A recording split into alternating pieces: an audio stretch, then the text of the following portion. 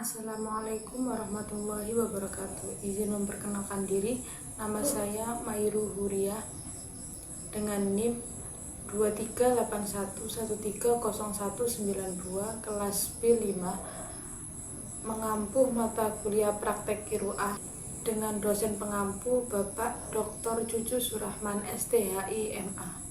Izin menjelaskan atau menjawab soal UAS di mata kuliah praktek Qiraah. Soal yang pertama yakni sebutkan dan jelaskan tentang makhrajul huruf dan sifat huruf beserta contohnya. Yang pertama yakni definisi makhraj huruf. Makhraj adalah bagian terpenting dari ilmu tajwid. Bahkan hampir seluruh masalah hukum bacaan dalam ilmu tajwid bermuara dan kembali kepada bab makhraj. Oleh karenanya menjadi sebuah keharusan bagi orang yang akan membaca Al-Quran terlebih dahulu mempelajari ilmu-ilmu tentang makhrajul huruf.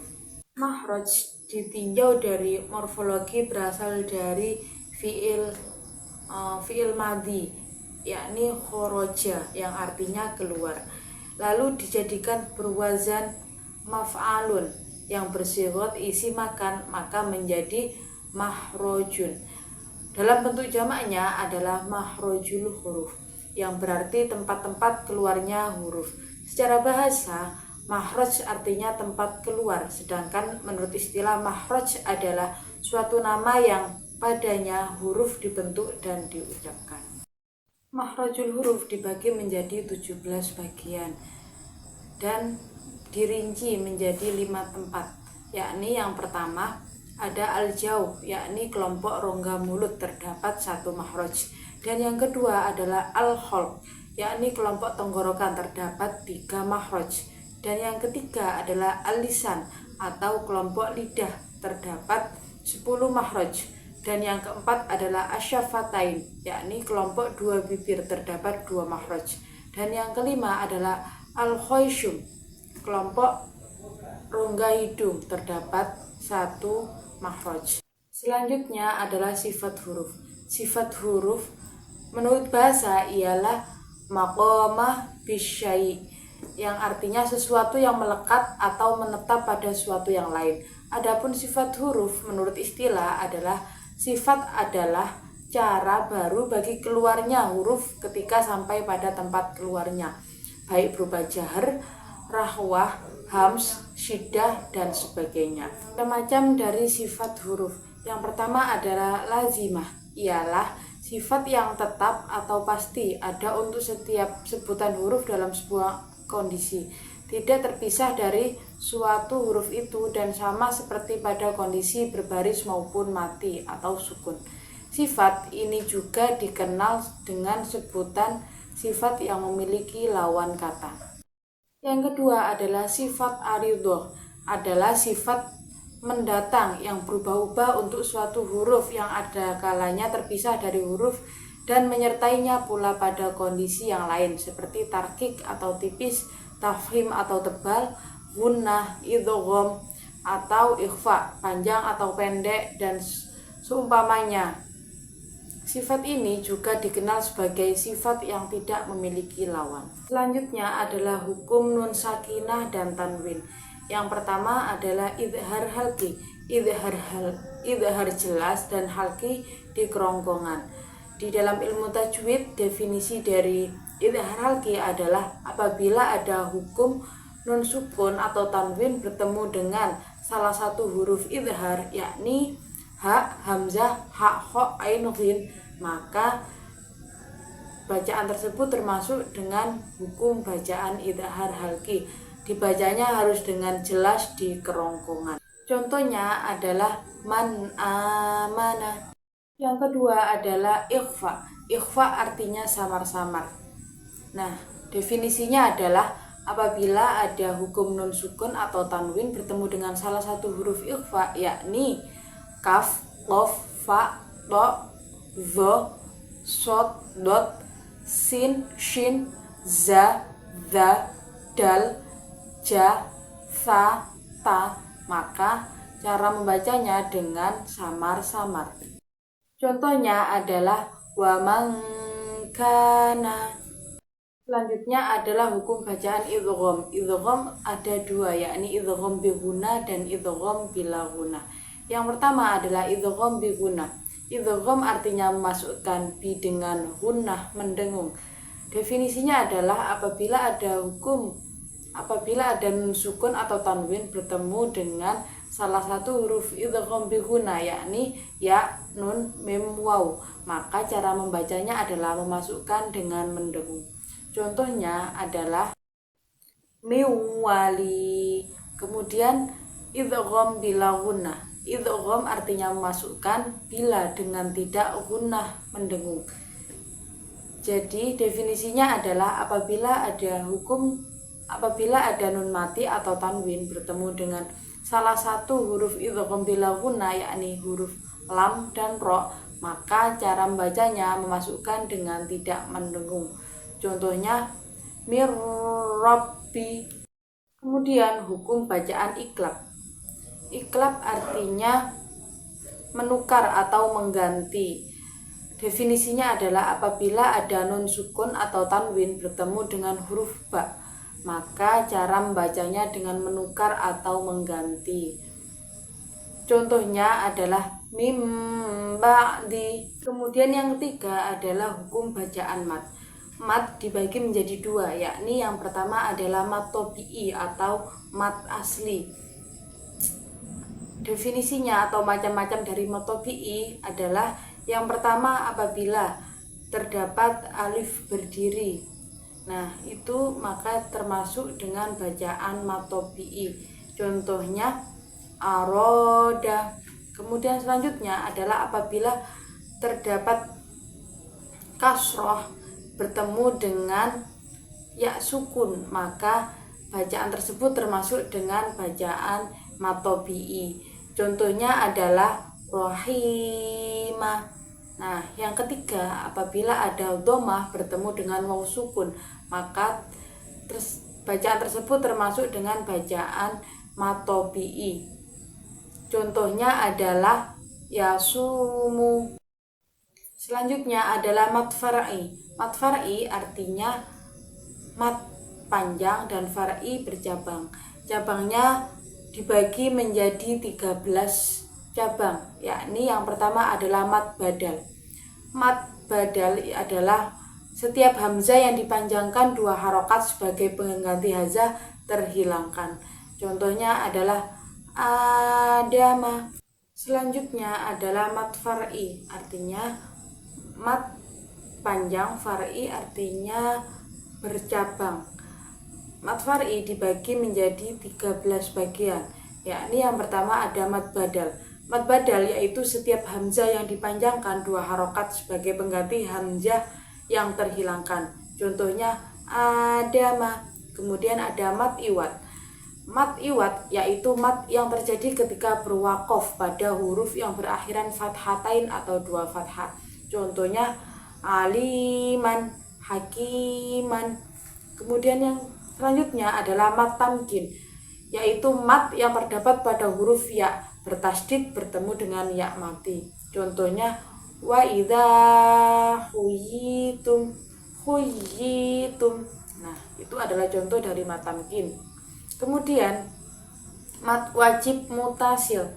Yang dimaksud mat wajib mutasil adalah huruf mat tobi'i, alif, ya, waw bertemu atau diikuti oleh hamzah dalam satu kalimat. Kadar panjangnya adalah 2,5 alif atau 5 harokat. Biasanya huruf mat itu dilengkapi dengan tanda persis atau tanda baris seperti alis. Nah, contohnya adalah malayakata. Kemudian mat jaiz munfasil dilakukan apabila huruf mat tobi'i, alif, ya, waw yang terdapat pada sebuah kata bertemu atau diikuti oleh hamzah yang terdapat pada kata lain berikutnya.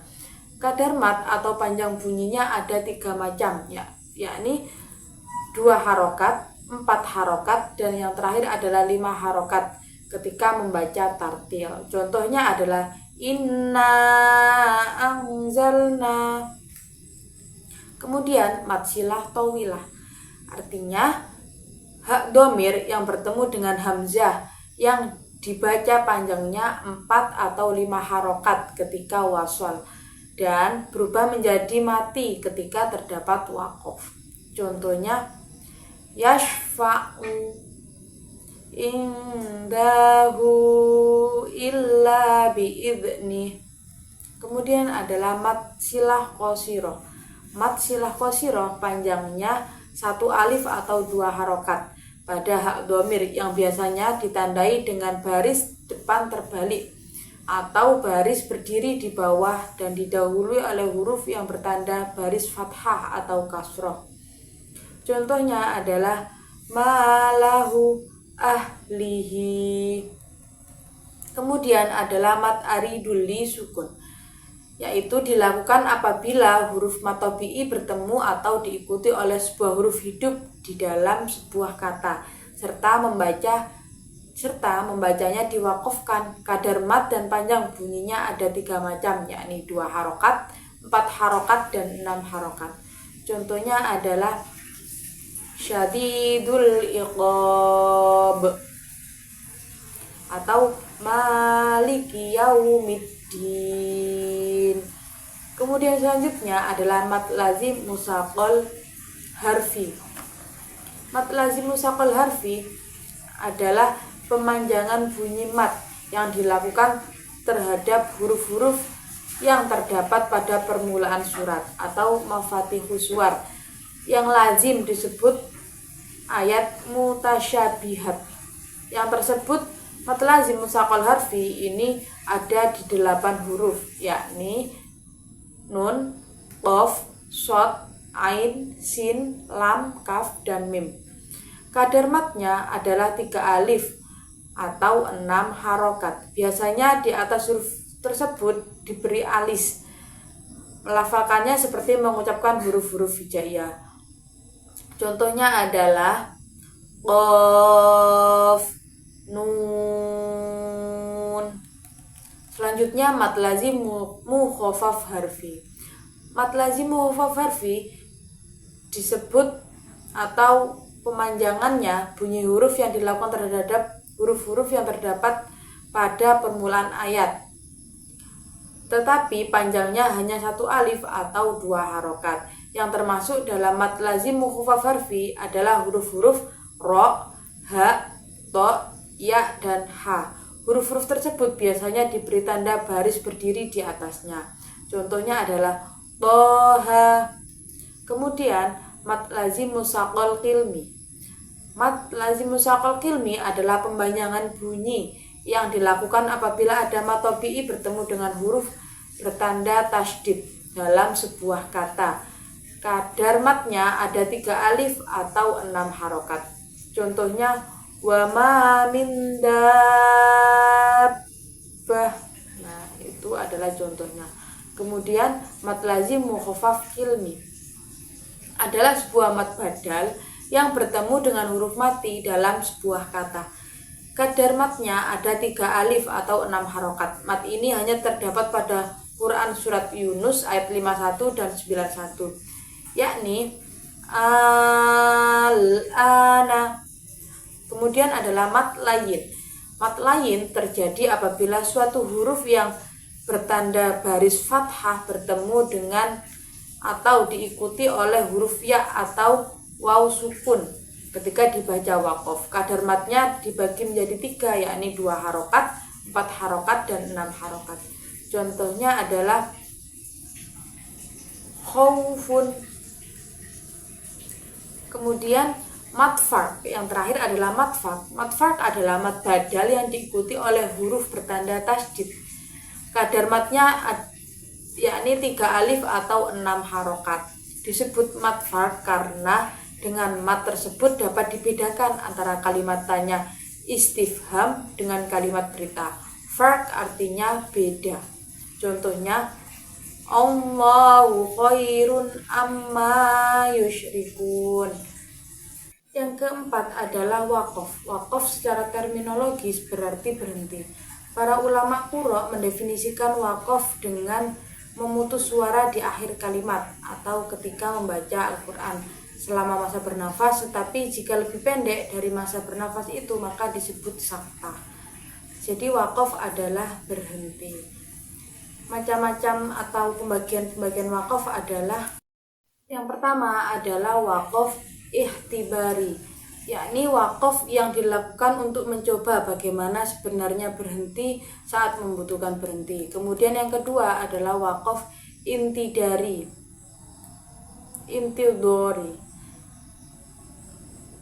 yakni waqaf yang dilakukan karena terdapat perbedaan riwayat ulama qura, boleh tidaknya berhenti masih diperselisihkan. Kemudian yang tiga adalah waqaf iltirori, yakni waqaf yang dilakukan karena terpaksa seseorang membaca ketika membaca Al-Quran sebab kehabisan nafas, batu, atau lupa dan sebagainya. Kemudian yang keempat adalah waqaf ikhtiyari, yakni waqaf yang dilakukan oleh pembaca atas pilihannya sendiri, tidak karena sebab-sebab tertentu bagaimana pada waqaf lainnya. Selanjutnya adalah waqaf kafi, yakni waqaf yang mencukupi pada suatu lafadz dan lafadz setelahnya pantas dijadikan permulaan bacaan. Kemudian yang keempat adalah waqaf sholih, yakni berarti waqaf yang patut dilakukan karena menjelaskan pada lafadz sesudahnya. Yakni yang kemudian selanjutnya adalah waqaf mafhum, berarti waqaf yang dapat dipahami. Waqaf mafhum berhenti pada lafadz yang setelah lafadz itu dipilih untuk dijadikan permulaan bacaan. Kemudian waqaf jaiz berarti berhenti yang boleh. Waqaf jaiz merupakan pengecualian dari kesemua bentuk waqaf. Selanjutnya yakni waqaf bayan. Waqaf bayan berarti berhenti yang jelas. Waqaf yang berhenti pada lafadz yang lafadz tersebut sebenarnya menjelaskan makna lafadz sesudahnya, sehingga lafadz di depannya itu tidak dapat dipahami tanpa lafadz sebelum waqaf ini. Selanjutnya yakni waqaf qabih, yakni waqaf qabih berarti waqaf yang jelek. Waqaf qabih berhenti pada lafadz yang belum sempurna maknanya, karena masih berhubungan lafadz sesudah dan sebelumnya, baik lafadz maupun maknanya. Kemudian tanda-tanda waqaf dibagi menjadi beberapa bagian, yakni yang pertama adalah tanda mim, artinya waqaf lazim, yaitu tanda yang mengisyaratkan lebih baik berhenti. Kemudian adalah tanda to, yang artinya waqaf mutlak, yaitu tanda yang mengisyaratkan kebolehan waqaf juga wasol, hanya saja waqaf lebih utama terlebih lagi jika pembacanya napasnya pendek. Kemudian adalah tanda jim, yang artinya waqaf jaiz, yaitu tanda yang mengisyaratkan kebolehan waqaf maupun wasol, hanya saja lebih baik waqaf daripada wasol. Kemudian yang terakhir adalah tanda qaf, yang artinya sighat fi'il amr, yaitu kebolehan mewaqafkan lafadz, hanya saja tidak ada salahnya mewasolkan walaupun mewaqafkan itu lebih baik. Kemudian selanjutnya adalah tentang gharib. Gharib menurut bahasa artinya tersembunyi atau samar, sedangkan menurut istilah adalah sesuatu yang perlu penjelasan yang khusus dikarenakan samarnya pembahasan atau karena peliknya permasalahan baik dari segi huruf, lafadz ataupun arti. Kemudian pembagian dari gharib sendiri, yakni yang pertama ada imalah. Imalah berasal dari wazan lafadz amalah, yakni artinya memiringkan atau membengkokkan. Di dalam Al-Quran terdapat pada Quran surat Hud ayat 41, yakni artinya majreha. Dan yang terakhir adalah waqaf qola, qaf, lam, dan alif, yakni artinya waqaf aula, yaitu kebolehan wasol, hanya saja berhenti lebih baik daripada wasol. Yang pertama yakni imalah. Imalah artinya memiringkan, contohnya majreha terdapat pada Quran surat Hud ayat 41. Kemudian yang kedua adalah ismam. Ismam artinya mencucu. Contohnya la ta'manna. Nah, itu adalah contoh dari ismam. Kemudian yang ketiga ada sakta. Sakta adalah berhenti sejenak tanpa bernafas. Terdapat di 4 tempat, yakni Quran Surat Al-Kahfi ayat 1, Quran Surat Yasin ayat 52, Quran Surat Al-Qiyamah ayat 27, dan yang terakhir ada Quran Surat Al-Mutaffifin ayat 14. Contohnya adalah wa qila man raq. Selanjutnya adalah bacaan tashil. Tashil artinya memudahkan. Contohnya di Quran Surat Fusilat ayat 44, yakni jamiu. Kemudian ada badal atau mengganti. Badal terdapat 2 pembagian atau 2 jenis, yakni yang pertama adalah badal hamzah, yakni terdapat pada Quran Surat Al-A'qaf ayat 4. Contohnya fis samawati tuni. Kemudian yang kedua adalah badal shad dan sin, yakni contohnya basdotan, dan yang kedua adalah waya baksud. Dan adalah silah. Silah artinya apabila ada hak dhamir yang tidak diawali dengan huruf mati, maka hak dhamir tersebut harus dibaca panjang dan perlu ditambahkan huruf mat setelahnya. Alasannya untuk menguatkan hak dhamir tersebut karena tidak adanya alasan yang mengharuskan membuang huruf setelah hak dhamir. Contohnya adalah terdapat di Quran Surat Al-Furqan ayat 69, yakni wa yahlud fihi muhanan. Mungkin itu yang bisa saya jelaskan atau saya jawab. Pasti banyak sekali kesalahan dan kekurangan dalam melafadzkan suatu huruf atau kalimat dalam Al-Quran, dan juga penjelasan dari definisi-definisi hukum bacaan tersebut. Saya mohon maaf yang sebesar-besarnya. Saya akhiri. Wassalamualaikum warahmatullahi wabarakatuh.